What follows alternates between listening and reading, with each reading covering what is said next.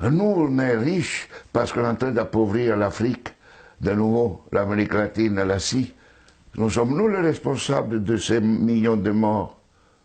C'est nous qui disons que tu dois avoir accès à l'eau simplement si tu la payes. Que je t'amènerai l'eau si je suis rentable. En Afrique, c'est nous, c'est pas eux. Eux, ils étaient capables de le faire en communauté. Et donc, à l'heure actuelle, il faut se dire que les guerres qu'on est en train de faire, c'est quoi? C'est parce qu'ils nous ont attaqués. Qui? Quand Sarkozy a bombardé la Libye, aucun Libyen n'avait attaqué la France. La France n'avait pas été bombardée par personne. Et nous, quand les Américains ont bombardé Bagdad ou l'Irak, parce que c'était l'ennemi du mal, tous ces millions qui sont morts, et tous ces millions de réfugiés syriens, irakiens, etc., c'est qui eux, ils ont voulu. Et nous, on a le courage après de dire, je vais t'aider pour rester chez toi. Hein? Alors qu'on les a créé les conditions pour qu'ils doivent fuir. Et nous, on va dire hypocritement à cette Europe qui hypocritement donne 6 milliards à la Turquie, 2 milliards aux Libyens pour pouvoir tenir les gens qui viennent d'Afrique, où on est en train d'alimenter, nous, les guerres. Mais il faut s'arrêter de se raconter des balivernes ici. Hein?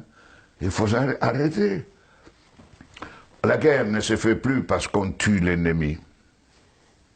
La guerre est devenue, grâce à la technologisation, elle était aussi d'avant, mais elle est devenue une activité économique la plus rentable après l'industrie pharmaceutique et l'industrie informatique. On fait la guerre parce que c'est rentable.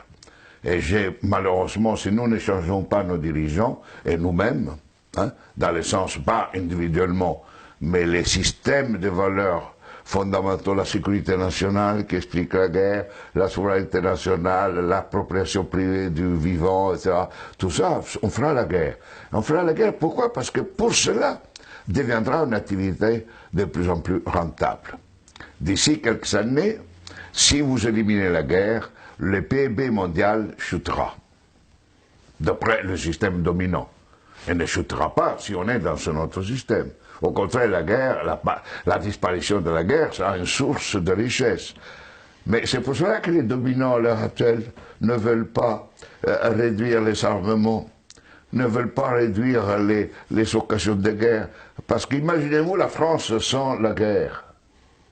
Que serait comme économie? Imaginez-vous les États-Unis sans guerre, deviendraient des pauvres. Des économies pauvres. Donc aujourd'hui, on est entré dans une phase où on fait la guerre parce que c'est rentable. Et vous n'aurez aucun dirigeant actuel du monde qui arrêtera la guerre, parce qu'il sera crucifié, parce qu'il sera lapidé, parce qu'il va contre la logique. La guerre fait augmenter le PIB mondial. La guerre permet la croissance économique. Et on suppose que si on fait la guerre, on augmente la création d'emplois chez nous, non?